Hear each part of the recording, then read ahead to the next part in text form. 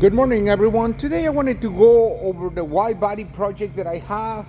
As some of you know, I've been building this car for a while. I bought this car out of state. The car was damaged. It was involved in an accident, and when I got it, I decided to put a body kit in it to make it look better. Not just a regular Mustang. This is a GT model.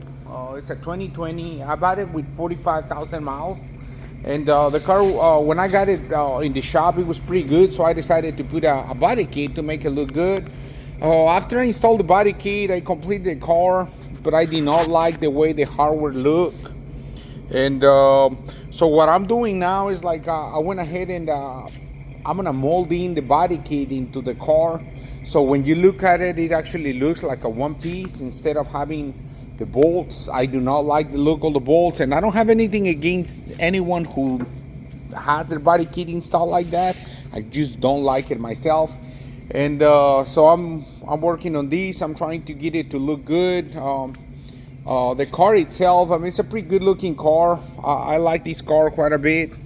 There's the only problem with this is there's quite a bit of work involved with doing this. It requires a lot of time. Right here you can see where we have a coat of bundle, but basically we put it on and then we'll sand it all down to the point where there's barely anything. It's just pretty much to fill any deep scratches. But underneath we have fiberglass, which is what attaches the body kit to the body.